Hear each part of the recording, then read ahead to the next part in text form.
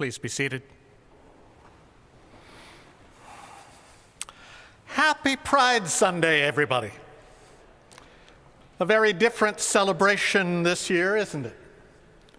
After the cleansing rain and the beautiful weather that we've had this week, we would normally expect to see thousands of people crowding our lawns, touring the cathedral, attending services, rejoicing in who God created them to be. Instead, well, to say it's not a normal year is rather an understatement. We are just emerging from a total proscription on religious gatherings, are still struggling with how to live in a world afflicted on all sides by COVID, and are still mourning the death of George Floyd and so many others and the shocking violence in our cities. Kind of hard to celebrate, to rejoice over much of anything. And in the middle of this, here comes the author of Matthew telling us that Jesus calls us to practice welcome, to reach out and offer another simple hospitality, a cup of cold water. I want to ask him, is that with or without a mask? In the light of our present circumstances, it seems at first just too pat, too pretty. But of course, I think there's more to explore. So I want to offer you 3 questions to consider, which we use in every Rite 3 gathering to spur reflection on the readings. First, what did you hear? Then, what stirred you? And then, what questions do you have? Perhaps write these down so that you may better keep them in your mind's ear as I go along. What did I hear? What stirred me? What questions do I have? I'm sure you know that hospitality is a word with a spiritual history. When the monastic communities began to spread over the 5th century and to form settlements, the first primitive hospitals began there as well, as strangers in need could come to the monasteries for care. Hospital, hospice, hospitable, hospitality, they all come from the same root word, meaning generous, caring, sustaining. Perhaps the most famous of these early monasteries was that of St. Benedict, to whom Anglicans look as our spiritual forebear, and who says this about hospitality in his rule.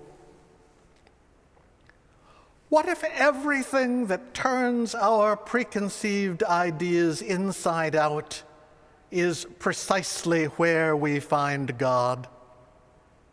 Let all guests who arrive be received like Christ, for he is going to say, I was a stranger, and you welcomed me. I love this invitation of the rule. It is a foundational expression of the principle of hospitality at work, that we are called to welcome in every stranger who comes to the door as the face of the divine. Consider what this means at its foundation, that everything that seems strange, foreign, or uncomfortable is the place where God especially shimmers forth, and that I am called, we are called, often counter to our first instinctual reaction, to respond to this manifestation by being generous, caring, sustaining. Certainly, such hospitality applies to those who arrive at the door to my outer world in terms of people and experiences I find difficult or challenging.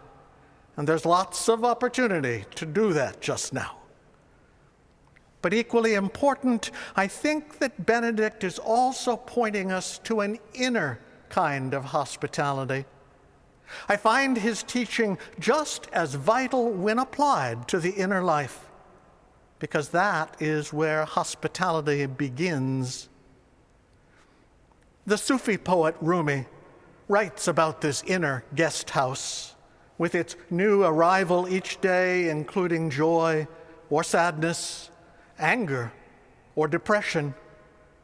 We are to welcome each emotion because, he says, each has been sent as a guide from beyond. All the feelings I encounter that make me want to slam the door on my inner life, these are precisely the place where we are called to meet God shimmering forth. Instead of being content to say that God appears only in what is familiar, only in the people and emotions that make me feel comfortable and safe, hospitality enjoins us to extend ourselves, to risk. Jungian psychologist Anne Bedoff-Ulinoff writes, "The holy refuses to stay put in a box. These meetings with God, well beyond our images of God, comprise great religious moments that smash us or open us further to the transcendent, or both. Mystics write of these moments. It is these moments that break us open, that move us beyond what is conventional or familiar, that strip the illusion of safety and security from our fingers. In these, we begin to plumb the depths of the holy. The divine is that power which disrupts everything."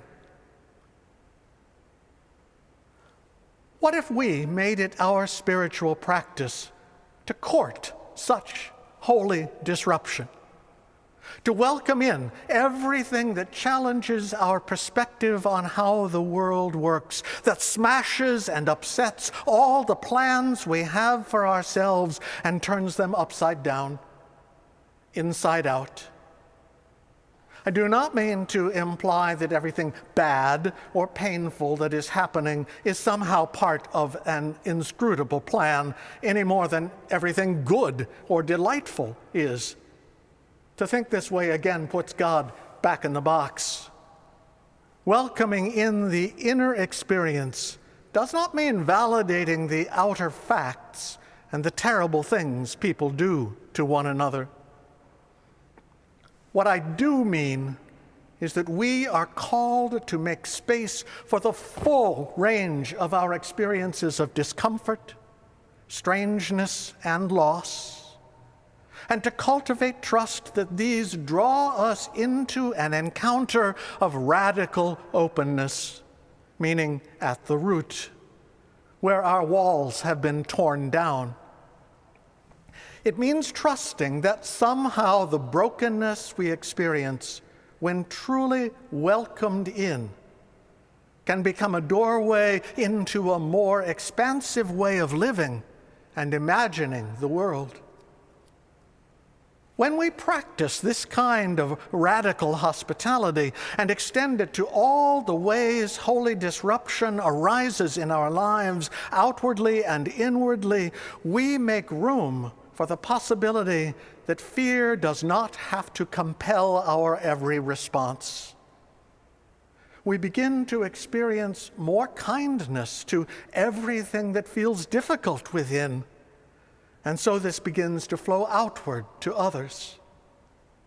We no longer feel compelled to limit who might be included in the realm of God's love, and we cling less tightly to our own agendas. We begin to see that God is so much bigger than our own imagining, and so we walk with more humility. We become willing to consider that we might have been wrong all this time. I have used the R word twice now. speaking of radical openness and radical hospitality. I said that radical means at the root, perhaps even at the ground of our being. Radical also means out of the ordinary, revolutionary even. So, what would it mean to receive someone, a stranger, with a welcome that was not just polite, but out of the ordinary? A welcome that offered them revolutionary generosity. What would it look like? In her 2015 book, Strangers Drowning, Larissa Mafarquhar writes about people practicing radical hospitality, revolutionary generosity, on an entirely different scale from the majority of us. She calls them radical do-gooders. One of her subjects started a leper colony in India. One couple had 2 biological children and then adopted 20 more kids who needed a home. A woman risked rape to serve as a nurse in war-torn Nicaragua. One couple lived on $12,000 a year so they could donate the additional money they earned annually, about $50,000, to charity. I expect that if she had written the book today, many frontline workers would also be among her examples. Radical do-gooders are often people driven by moral rage and a need to be of pure service to the world.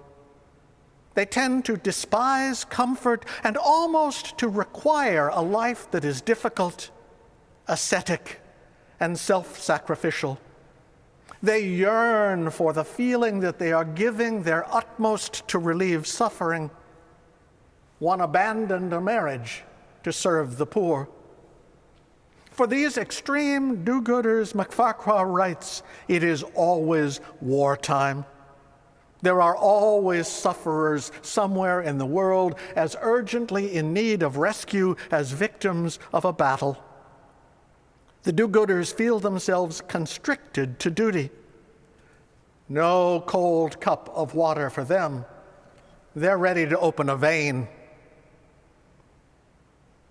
If this feels too extreme for you to embrace, perhaps we can turn to philosopher Susan Wolf, who divides such people into 2 groups: those who feel it is their duty to reduce the sum total of suffering in the world she calls rational saints. These are those for whom the suffering of people halfway around the world is no different than the suffering of someone next door. Wolf calls another group loving saints, those who are good with others' goodness, suffering in others' pain. They are the ones holding the leper, talking to the potential suicide hour upon hour. Their service is deeply personal, direct, and not always pleasant. In this category, I would include a young woman of St. Mark's who devoted 5 years to raising a budget for and then producing a documentary on the very real healthcare challenges faced by queer women. It's called Patient No More, and it premieres on TPT tomorrow night. Whichever category you choose, whoever you might nominate, the sort of total selflessness and devotion shown by radical do-gooders forces all of us to confront our own lives. Should we all be living lives with as much moral heroism as these people? Given the suffering in the world, are we called to drop everything and give it our all? Do we really need that $5 Frappuccino when that money could have gone to the poor? The argument against this sort of pure moral heroism is that fanaticism in the relief of suffering is still a form of fanaticism. It can make reciprocal relationships difficult because one is always giving, never receiving. It can lead to a draconian asceticism that almost seems to invite unnecessary suffering.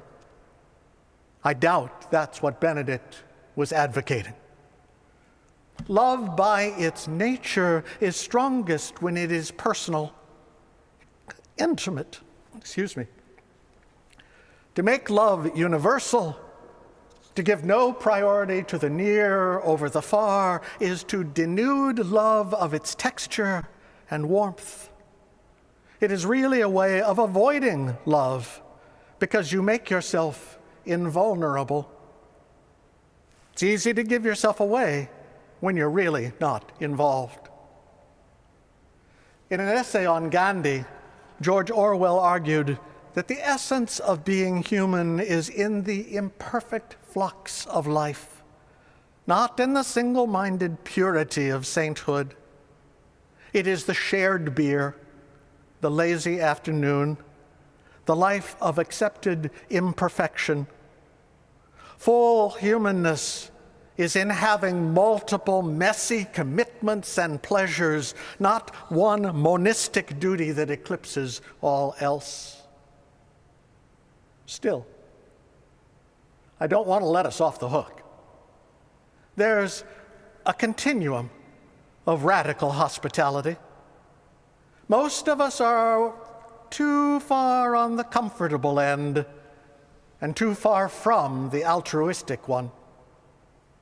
It could be that you or I will only really feel fulfilled after a daring and concrete leap in the direction of moral radicalism. Know that when we take the risk, yes, of course, we'll blunder. We'll make mistakes. I blunder all the time. But when we take the risk, our lives will grow so much richer and deeper because we have extended ourselves. Our creativity will blossom because we won't be stuck with our old assumptions, our narrow ways of perceiving reality. Our world will grow wider and softer and more trusting. And our lives will become more generous, caring, sustaining. Coming back to our present day and the events of the past 4 months, what did you hear? What did we hear? What has it stirred in us? What questions do we have? And now I'll add one more. What action will we take?